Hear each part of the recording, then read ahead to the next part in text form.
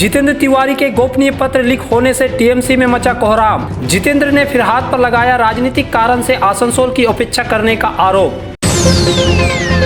जितेंद्र तिवारी के विस्फोटक पत्र के समर्थन में आगे आए बाबू सुप्रियो, दिलीप घोष, अमित मालवीय।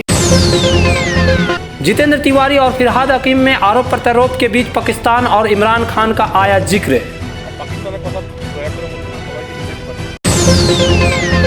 जितेंद्र तिवारी को फिरहाद ने मंगलवार को कोलकाता बुलाया। बड़ा सवाल, क्या जाएंगे जितेंद्र? भाजपा के लगातार हमले का शिकार हो रही और अपनी ही पार्टी के बागी नेताओं से परेशान ममता बनर्जी की सरकार पर उसके ही विधायक और आसनसोल के नगर प्रशासक जितेंद्र तिवारी ने बड़ा आरोप लगाया है।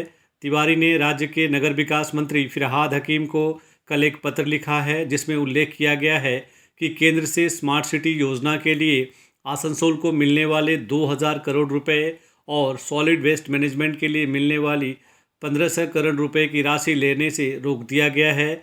ऐसा राजनीतिक कारणों से किया गया है। तिवारी के इस विस्फोटक पत्र से बंगाल की राजनीति में भूचाल आ गया है। तिवारी के पत्र को लेकर राज्य के नगर विकास मंत्री फिरहाद हकीम ने मीडिया से कहा कि जितेंद्र तिवारी केंद्रीय फंड को लेकर प्रोपोगेंडा कर रहे हैं। उन्हें बीजेपी उल्टा समझा रही है। उन्हें ऐसा नहीं कहना चाहिए था, उन्हें मुझसे ये बात कहनी चाहिए थी। उन्होंने यह भी कहा कि जो लोग जाना चाहते हैं वह जा सकते हैं। ममता बनर्जी ने पहले ही कहा है कि ऐसे लोगों के लिए दरवाजे खुले हैं। फिरहाद यह स्पष्ट रूप से कह रहे हैं कि अगर जितेंद्र तिवारी बीजेपी में जाना चाहते हैं तो जा सकते हैं। मीडिया में फिरहाद का यह बयान आने के बाद तिवारी ने उन पर ज़बरदस्त पलटवार किया है।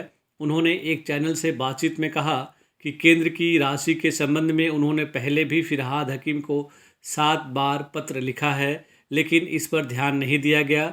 दरवाज़ा खुला होने के संबंध में तिवारी ने कहा कि मुझे फिरहाद से नहीं सीखना है कि कैसे पार्टी के प्रति वफादार होना है।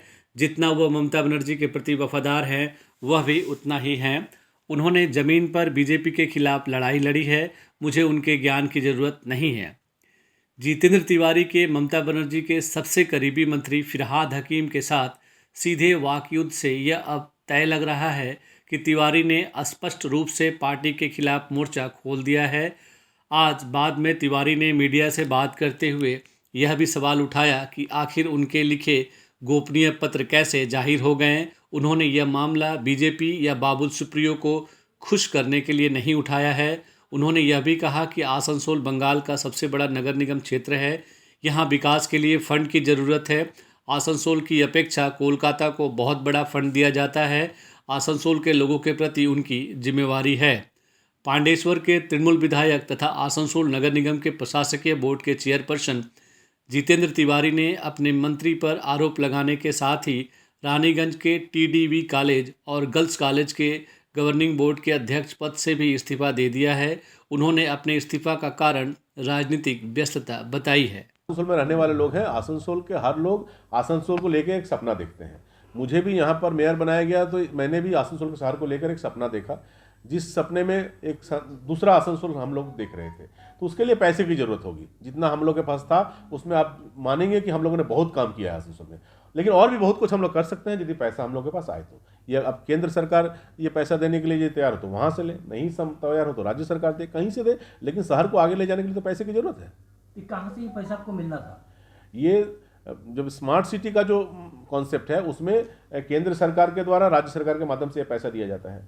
सॉलिड वेस्ट मैनेजमेंट का एक तो डीपीआर बनाया गया था, जिसमें यहाँ के सांसद बाबुल सुप्रियो फिरहाद हकीम ने एक मीटिंग की थी। उसके बाद भी यहाँ पर एक सॉलिड मैनेजमेंट का काम करने का था, तो मुझे कहा गया कि हम लोग राज्य से ही ये काम कर देंगे।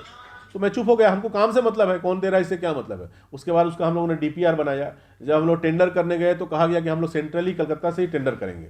फिर मैं चुप हो गया। आज ये सब समाप्त हो गया। आप कचरा फेंकने का जगह नहीं है। आप देखें उसको हम लोग घेर के रखा है। घर का कचरा बाहर फेंकने का जगह नहीं है। उसको रिसाइकलिंग का कोई आज तक प्लांट नहीं बैठाया गया। अब जनता को हम लोग क्या जवाब देंगे? तो ये तो करना पड़ेगा। चाहे आप केंद्र सरकार यदि पैसा दे रही है तो उसको यूज़ कीजिए, या फिर राज्य सरकार के पास अपना रिसोर्स है उससे कीजिए, लेकिन शहर के साथ तो अन्याय ना हो, ये शहर आगे जाए। दादा बाबू पैसा आया था रिटर्न हो गया সাধুবাদ দেখেন প্লাস বাবু সুপ্রিয় কি বাবু সুপ্রিয় তো সাধুবাদ নেওয়ার জন্য আমি এটা করিনি। আমি চেয়েছি যে আমার মন্ত্রীকে আমি জানিয়েছি যে প্লিজ অ্যারেঞ্জ করুন যাতে আসানসোলে মানুষ যে সমস্যার সম্মুখীন হয়েছে সেটা থেকে আসানসোলে মানুষকে আমরা মুক্তি দিতে পারি। ইতিমধ্যে কুলটি জল প্রকল্প আমরা করেছি, ইতিমধ্যে আসানসোলে জল প্রকল্পের কাজ হয়েছে, আরও অনেক স্মার্ট লাইটিংয়ের কাজ হয়েছে, আরও অনেক কাজ হয়েছে, কিন্তু বাকি যে কাজগুলো আছে সেটা করতে হবে। কোথাও কি মনে হচ্ছে রাজ্যের নীতির জন্য আসানসোল বঞ্চিত হচ্ছে? আমি এটা বলবো না, আমি বলবো যে পয়সা না আসার কারণে আসানসোল বঞ্চিত হচ্ছে। এবার রাজ্য নীতিতে আসবে না কেন্দ্রের নীতিতে আসবে না কোথা থেকে আসবে সেটা আমি জানি না, সেটা আমার উল্লেখ করেছেন আপনি যে রাজনীতির কারণে এটা হয়েছে। না, যদি কেন্দ্র কোনো টাকা দিচ্ছে সেটা রাজ্য সরকার যদি বলে যে নেব না, বা রাজ্য কোনো টাকা দেয় সেটা যদি কেন্দ্র বাধা দেয়, তো সেটা তো রাজনৈতিক কারণেই হবে। আর কি বলবো, এটা আর কি বলতে পারে? আসানসোলের মানুষ তো কোনো দোষ না, আসানসোলের মানুষ তো টাকা নিতে রাজি, কর্পোরেশনের পয়সা নিতে রাজি, আসানসোলের মানুষ চাইছে পয়সা আসুক, আসানসোলে আরও এগিয়ে নিয়ে যায়। এবার এটা যদি কেউ বাধা দেয় সেটা রাজনীতি ছাড়া আর কি বলবো। চিঠিতে একটা জায়গায় লেখা রয়েছে ইনজাস্টিস, অর্থাৎ অবিচার হচ্ছে আসানসোলের প্রতি।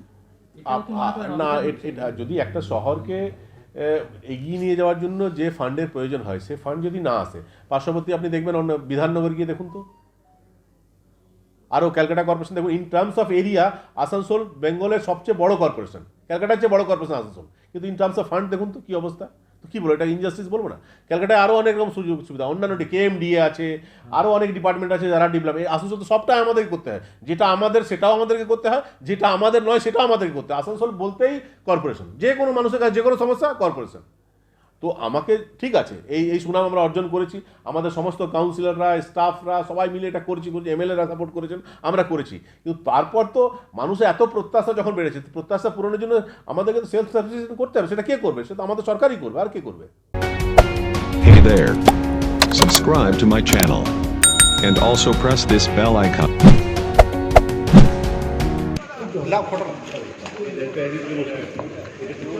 इधर जितेंद्र तिवारी के अपनी ही सरकार पर आसनसोल को वंचित करने के आरोप लगाने पर बीजेपी के प्रदेश अध्यक्ष दिलीप घोष ने कहा कि यह सचमुच में विरल बात है, अकल्पनीय है।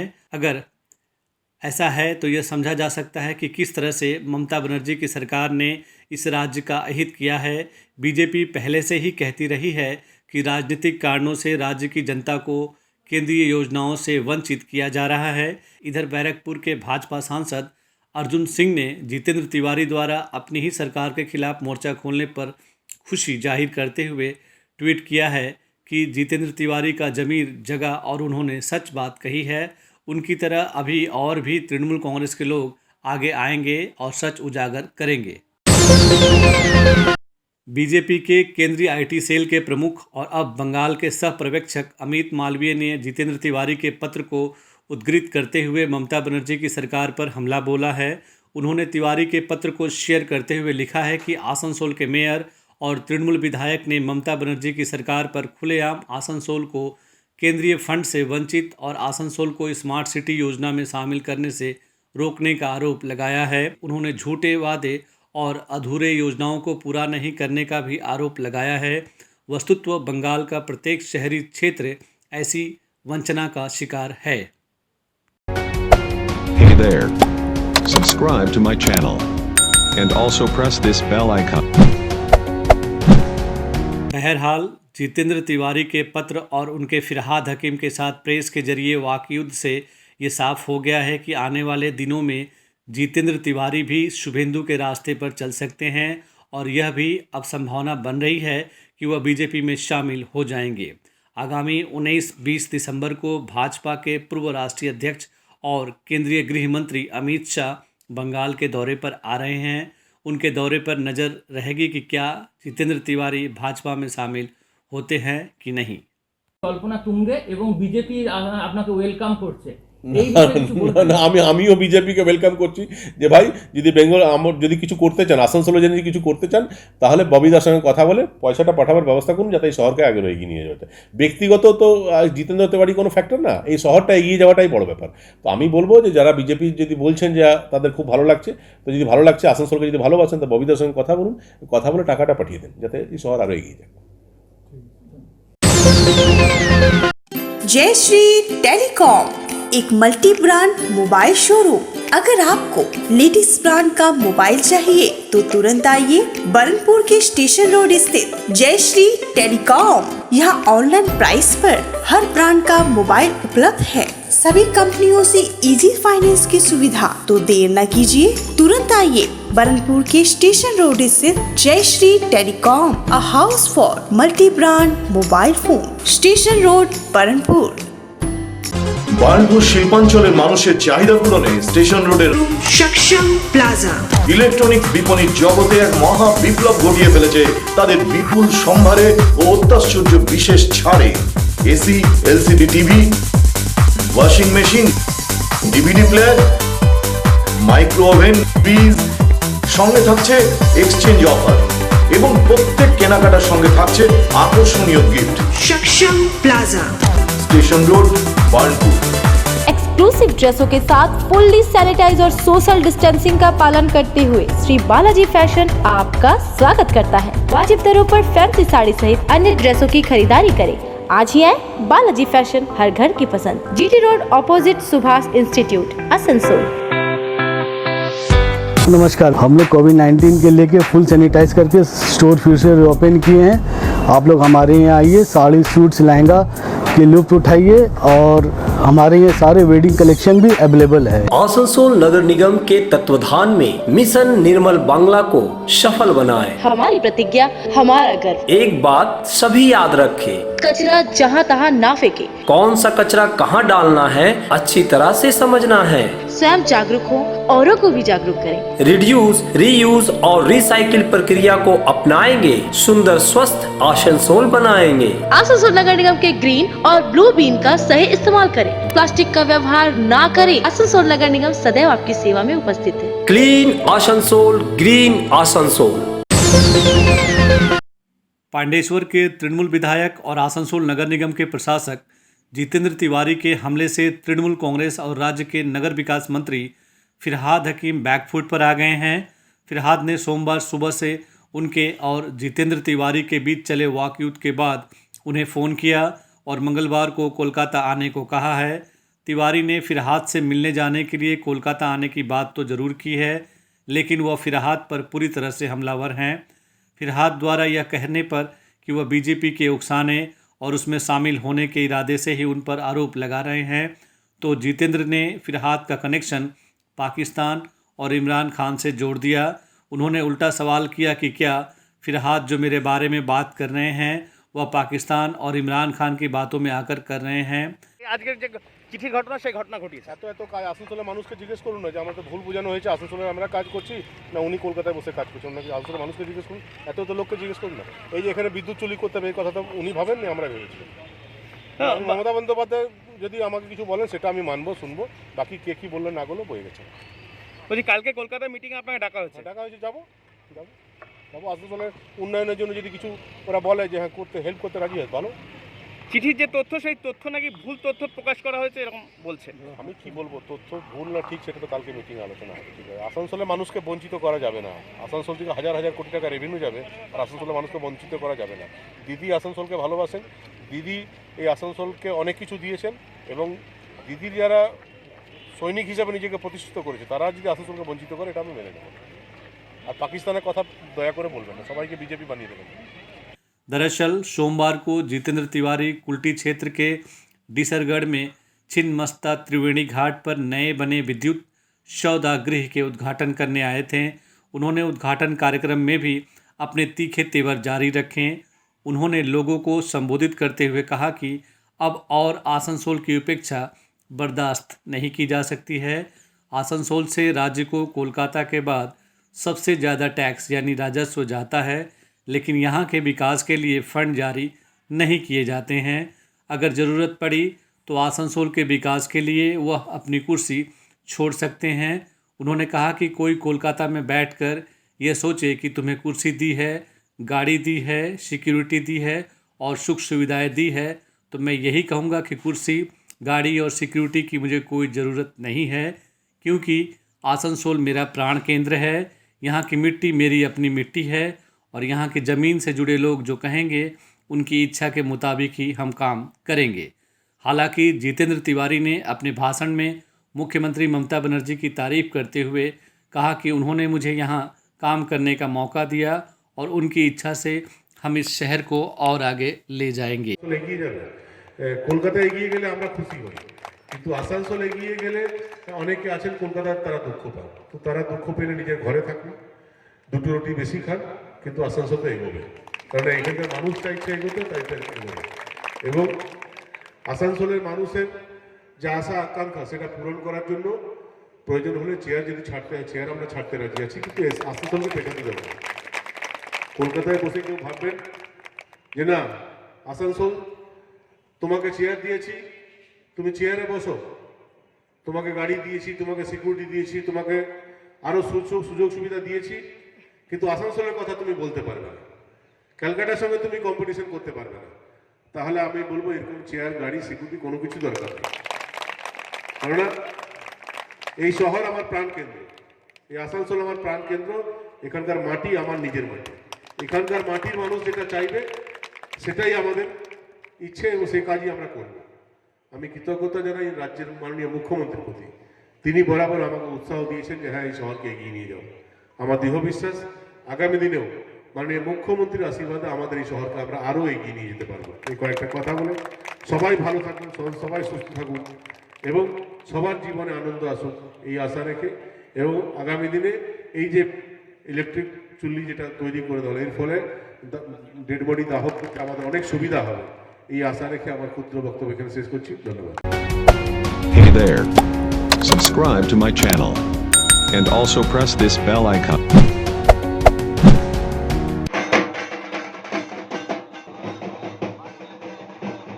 फिरहाद हकीम को लिखे चिट्ठी के मीडिया में लीक होने और उसके बाद फिरहाद के साथ वाक युद्ध में पड़ने वाले आसनसोल के नगर प्रशासक जितेंद्र तिवारी तमाम विवादों से परे होते हुए कई कार्यक्रमों में भी उपस्थित हुए। उन्होंने सोमवार को ब्राकर प्राइमरी हेल्थ सेंटर के नए भवन का उद्घाटन किया। उन्होंने इस मौके पर कहा कि यहाँ के लोगों की नई स्वास्थ्य सुविधाएं देने की मांग थी, जिसे आज पूरा किया गया।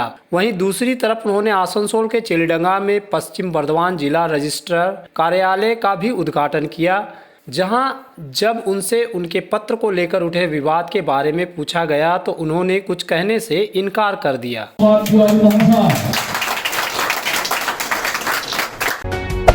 Hey there. Subscribe to my channel. And also press this bell icon.